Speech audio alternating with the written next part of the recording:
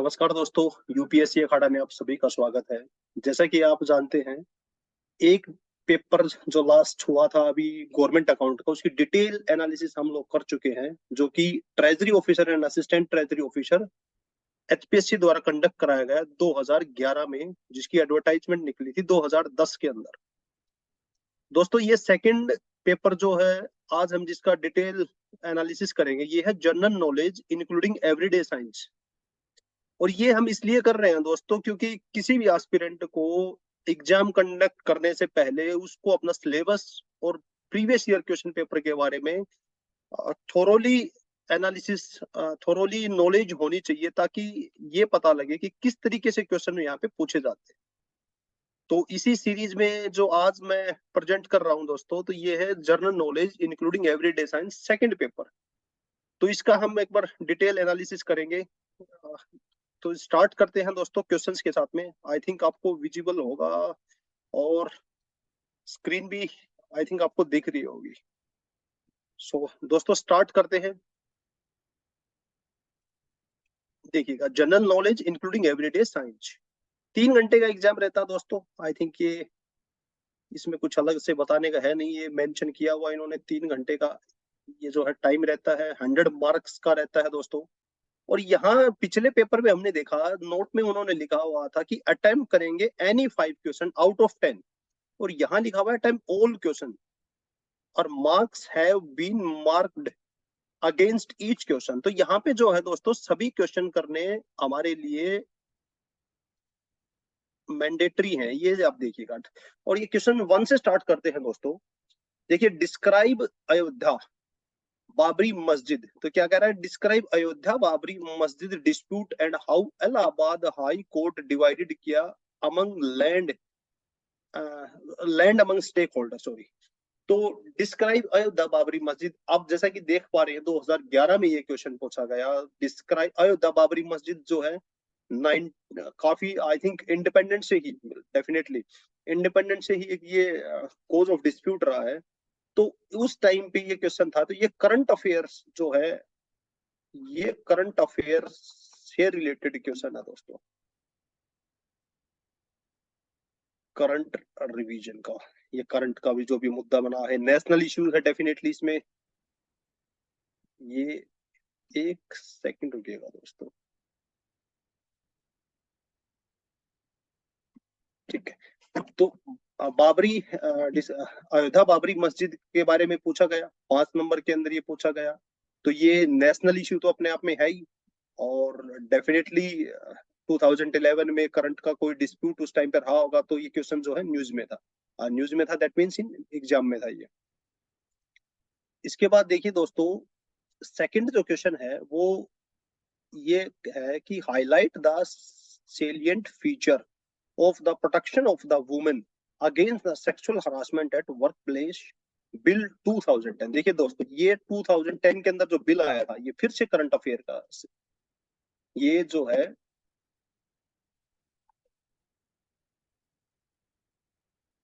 ये फिर से करंट अफेयर है। तो ये जो 2010 के अंदर ये बिल आया था वुमेन को लेके, सेक्सुअल हरासमेंट को, तो इससे जो ऑब्जर्वेशन हम क्या मिलेगी हमें, एक्चुअली ये तो हमें पीछे का देख लिया। अभी जो ऑब्जर्वेशन हमें ये मिलेगी कि अभी जो भी रिसेंट में जो बिल पास हुए हैं, रिसेंट में कोई जो बिल्स हैं, कोई एक्ट है, आप ये मान सकते हैं, लमसम आप ये मान सकते हैं कि पिछले 7 to 10 जो भी कोई बिल है जो लैप्स हो गया है, या फिर कोई एक्ट है, ये हमें पढ़ने हैं इसके लिए। तो ये करंट क्या हो गए, ये भी करंट से रिलेटेड, ये भी करंट से रिलेटेड है। अब इसके आगे चलते हैं दोस्तों। ये देखिएगा, ये क्वेश्चन नंबर सेकंड है। What is the social corporate responsibility, जिसको सीएसआर आप बोलते हैं, कॉर्पोरेट सोशल रिस्पॉन्सिबिलिटी, जिसके अंदर क्या होता है कि किसी भी ऑर्गेनाइजेशन को 2% जो है पिछले 3 साल का एवरेज, पिछले 3 साल का एवरेज 2% जो उसका किसका प्रॉफिट का, उसका उसका प्रॉफिट का सोशल एक्टिविटीज के ऊपर एक्सपेंडिचर करना पड़ता है। ये होता है कॉर्पोरेट सोशल रिस्पॉन्सिबिलिटी।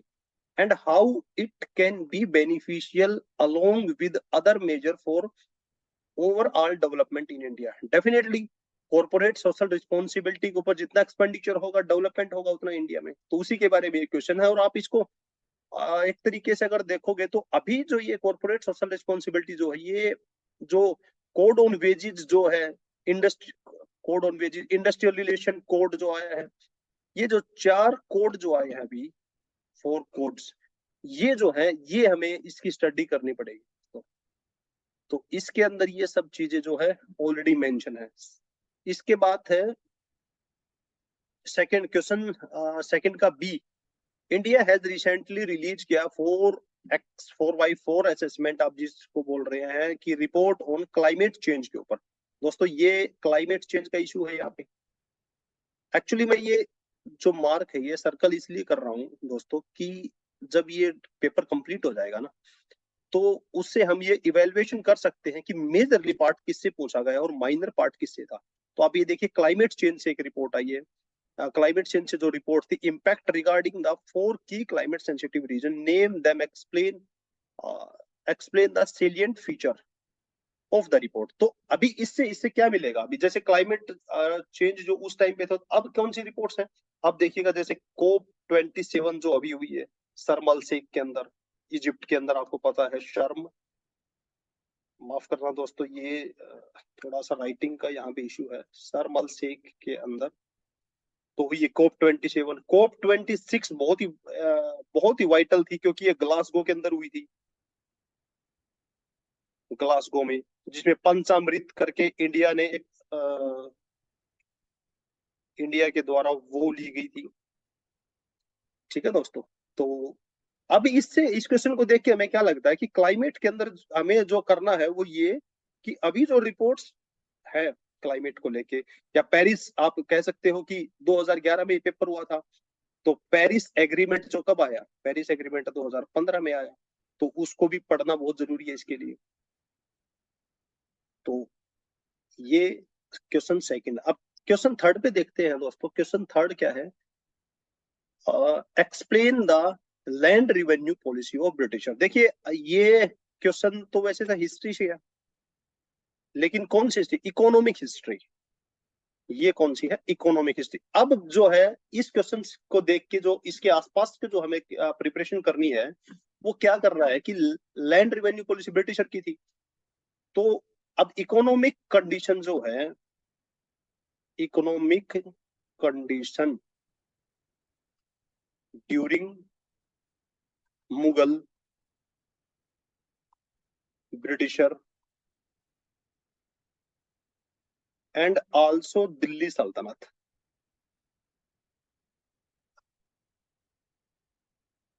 ये देखिए दोस्तों, एक से ये जो है दिल्ली सल्तनत, ये इस क्वेश्चन को देख के हमें ये है कि इकोनॉमिक कंडीशन जो रही है, इकोनॉमिक कंडीशन जो ड्यूरिंग मुगल के दौरान जो इकोनॉमिक कंडीशन रही है, ब्रिटिशर के दौरान जो रही है, दिल्ली सल्तनत में, इकोनॉमिक पर्सपेक्टिव से हमें ये चीजें पढ़नी होंगी। ये हिस्ट्री का क्वेश्चन इन्होंने यहाँ पे पूछ लिया, जिसमें इकोनॉमिक ऑलरेडी मेंशन है कि इकोनॉमिक कंडीशन के बारे में पूछा। Evaluate the implication of special economic zone. दोस्तों special economic zone in our India economy, Indian economy में स्पेशल इकोनॉमी के, फिर से इकोनॉमी का क्वेश्चन है, ये फिर से एक इकोनॉमी का क्वेश्चन है। मुझे नहीं लगता दोस्तों जो बंदा यूपीएससी या जो एस्पिरेंट यूपीएससी और सिविल सर्विसेज या किसी स्टेट पीसीएस की तैयारी कर रहा होगा, वो कभी भी इनसे कांटेक्ट में ना आया होगा इन टर्म से। तो ऐसा नहीं है कि treasury officer and assistant treasury officer का बहुत ही डिफिकल्ट है, या मैं पिछली वीडियो में बताया कि जो गवर्नमेंट अकाउंट के पेपर को लेके जो भी अंडरस्टैंडिंग है, आप किसी से पूछेंगे तो कि बाकी तो हो जाएंगे, बोला कि वो जो पेपर है वो नहीं, थोड़ा सा डिफिकल्ट पड़ता। तो ऐसा नहीं है। उस जो क्वेश्चन है उसके अंदर 10 क्वेश्चन है, जिसमें से 5 ही करने होते थे, तो 5 फिर भी एक्स्ट्रा थे, और 5 तो आई थिंक उसमें पॉलिटी के ही क्वेश्चन थे।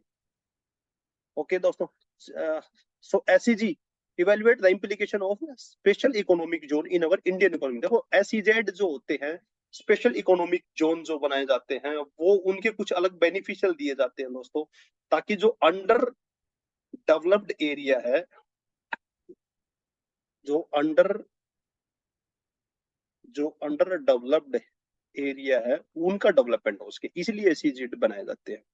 तो इसके बाद देखिएगा क्वेश्चन नंबर 4 का, ये देखिएगा गवर्नमेंट ऑफ इंडिया जो has initiated the many schemes for promoting the energy efficiency during the 11th plan. ये 11th 5 ईयर प्लान की बात कर रहा है दोस्तों, 11th 5 ईयर प्लान। तो ये फिर से क्या इकोनॉमी का क्वेश्चन है, 11th 5 ईयर प्लान।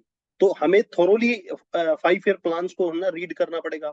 तो ये इकोनॉमी का क्वेश्चन है, एनर्जी को रिलेटेड है फिर से। तो एनर्जी के बारे में इसमें पूछ रहा है, एनर्जी एफिशिएंसी के लिए। और इसके आगे देखिएगा, what is the property and how, sorry what is poverty, माफी चाहूंगा, what is poverty and how government of India is trying to manage through its schemes and programme. देखो, पॉवर्टी को एलिमिनेट करने के लिए गवर्नमेंट ऑफ इंडिया के द्वारा क्या क्या स्कीम्स चलाई जा रही है।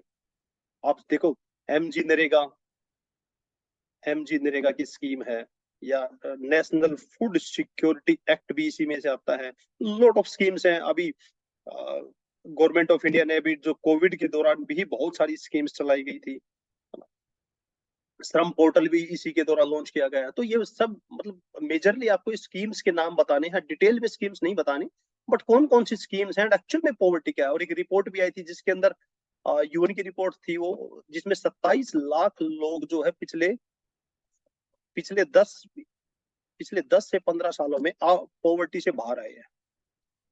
सो नेक्स्ट देखिएगा, what is the social security. अब सोशल सिक्योरिटी क्या है, जो पेंशन हम देते हैं, ओल्ड एज पेंशन दी जाती है, सोशल सिक्योरिटी। आप देखोगे आर्टिकल 41, ये जो डीपीएसपीज के अंदर है, ये कॉन्स्टिट्यूशन के अंदर इसी के दौरान दिया जाता है कि ओल्ड एज पेंशन कितनी दी जा रही है, ये सब सोशल सिक्योरिटीज में आ रहा है। और अनएम्प्लॉयमेंट जो कई स्टेट जो होते हैं अनएम्प्लॉयमेंट अलाउंसेज भी देते हैं, वो भी इसी के अंदर आता है, social security scheme. And how it is manage India, कैसे इंडिया में मैनेज किया जा रहा है, बहुत सारी स्कीम्स हैं दोस्तों, ये सब सोशल सिक्योरिटी में। अभी जो मोदी जी की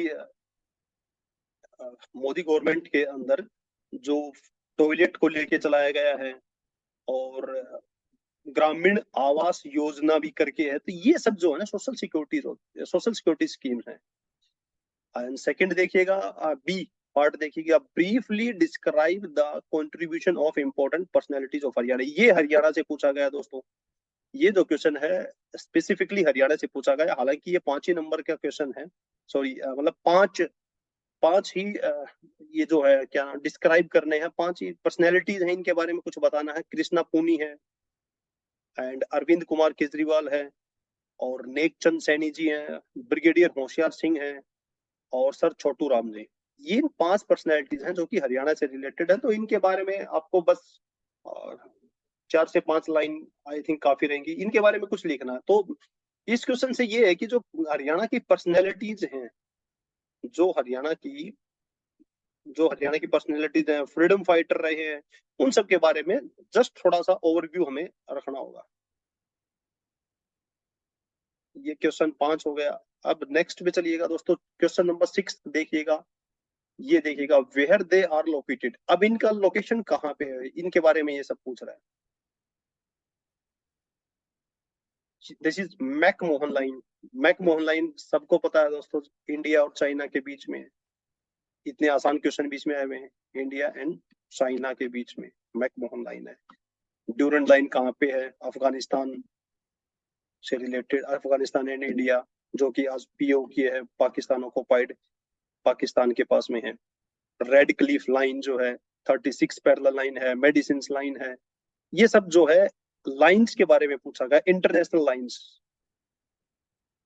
इंटरनेशनल लाइन। जैसे 49th पैरेलल जो है यूएसए और कनाडा के बीच में है,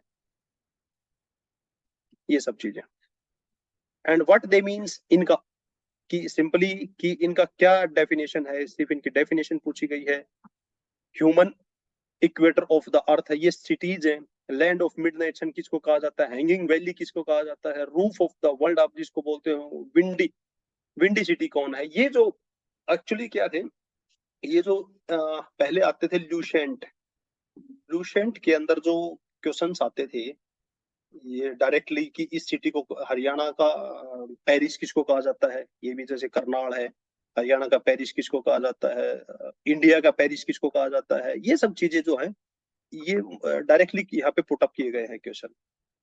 इसके बाद देखिए दोस्तों, क्वेश्चन आता है 7, व्हाई दिस अवार्ड, ये अवार्ड से रिलेटेड है, are given, Ramon Magsaysay award है। अब इसके बारे में क्या लिखना होगा, अब ये 2 नंबर में है, कब ये अवार्ड स्टार्ट किया था, किसके लिए दिया गया था, रिसेंटली किसको दिया गया। 3 लाइन, ये जो कंटेंट अगर लिखेंगे 3 टाइप का, तो इसमें 5 से 6 लाइनें फिलअप हो जाती है। मैन बुकर प्राइज क्या है, Man Booker International Man Booker prize, 2 award है दोस्तों, मैन बुकर प्राइज और इंटरनेशनल मैन बुकर, तो इसमें डिफरेंस है। कलिंगा अवार्ड किसके लिए दिया जाता है, ऑस्कर किस लिए है, food food and agriculture organisation जो है ये है, सीरीज मेडल किसके लिए दिया जाता है, ये सब अवार्ड के रिलेटेड है।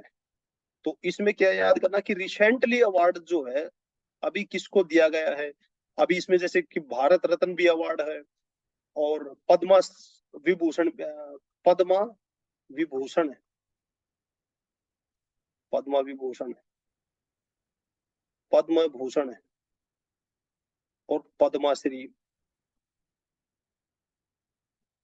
ये पद्म, इनके बारे में पूछा जा सकता है कि ये जैसे कि डिस्टिंग्विश सर्विस के लिए होता है ना, एक्सेप्शनल डिस्टिंग्विश सर्विस के लिए होता है, तो ये सब चीजें इसमें मेंशन की होती कर रखी है। तो ये सब चीजें यहाँ पे पूछी जा सकती है कि ये अवार्ड जो है किससे रिलेटेड है, किस किस को दिए जाते हैं, किस फील्ड में। क्वेश्चन 8 में देखिएगा, explain the below given type planning in India, ये प्लानिंग के बारे में पूछा है, फिर से इकोनॉमी का क्वेश्चन है, ये फिर से इकोनॉमी का क्वेश्चन है। देखो, फिजिकल एंड फाइनेंशियल प्लानिंग है, सेक्टोरल एंड स्पेटियल प्लानिंग है, स्ट्रक्चरल एंड फंक्शनल प्लानिंग है, फिक्स्ड टर्म प्लान कौन कौन से होते हैं, रोलिंग प्लान क्या है ये, और इंडिकेटिव एंड इम्पेरेटिव प्लानिंग क्या है, ये सब प्लानिंग है इकोनॉमी का जो है एस्पेक्ट इसमें पूछा गया है। क्वेश्चन 9 में हम चलते हैं, when and for what, when and for what below mention schemes, ये गवर्नमेंट की स्कीम है, government schemes have been launch in India. देखिए सीडीपी है, कम्युनिटी डेवलपमेंट प्रोग्राम जो 1952 के अंदर लॉन्च हुआ था, ये सब चीजें हैं, एनआरईपी है, आरएलईजीपी, एनआरवाई, एसयूडब्ल्यूई, ईएएस, ये एसजे, GSY श्रवण जयंती ग्राम स्वरोजगार योजना, SGRY, JPNR, NREGY, ये सब चीजें हैं, ये 10 है। जस्ट इनके बारे में जस्ट ओवरव्यू बताना, कब स्कीम लॉन्च हुई थी, किसके लिए हुई थी, आप जैसे मेंशन करना चाहो कि किस मिनिस्ट्री के द्वारा लॉन्च की गई थी, तो एडिशनल हो जाएगा इसके लिए। एक्सप्लेन द फॉलोइंग, इनको एक्सप्लेन करना है। ग्लोबल वार्मिंग क्या है, आई थिंक आज तो 6th क्लास का बच्चा भी ये जानता होगा ग्लोबल वार्मिंग क्या है, जिनको पढ़ाया जाता है। थ्योरी ऑफ नेचुरल सिलेक्शन, ये ये जो सेक्शन है दोस्तों, ये जो क्वेश्चन 10 का जो सेक्शन आपने पढ़ा होगा जब शुरुआत में पेपर में हमने देखा, देखिए यहाँ पे लिखा हुआ है, शुरुआत में सोचेंगे कि जनरल नॉलेज जब लिख दिया तो इंक्लूडिंग एवरीडे साइंस का क्या, तो ये जो क्वेश्चन था, लास्ट का जो क्वेश्चन है दोस्तों, ये लास्ट का जो क्वेश्चन है ये है एवरीडे साइंस का, ये एवरीडे साइंस से रिलेटेड है दोस्तों, जो कि 6th स्टैंडर्ड से लेके 10th स्टैंडर्ड तक की साइंस। मैं आपको बता दूं, हमारे द्वारा जो टेस्ट सीरीज जो लॉन्च की जाएगी, यूपीएससी खाड़ा के द्वारा जो टेस्ट सीरीज दी जाएगी, उस सब के अंदर इनको थोरोली एक्सप्लेन किया गया है, ताकि आपकी तैयारी को और भी अच्छे से बूस्ट मिल सके। आप एक बार जरूर भी एनरोल कीजिएगा।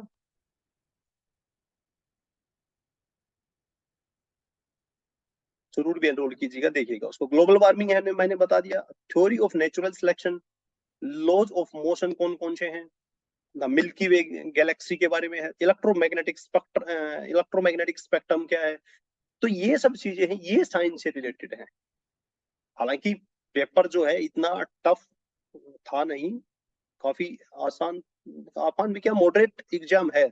बस ये है कि व्यू जो है इसका बहुत ही ब्रॉड है। तो आपने देखिए, थोरोली देखिएगा, मेजरली जो पार्ट पूछा गया है इसके अंदर में 2 चीजें हैं, economy plus environment, economy and environment 2 चीजें।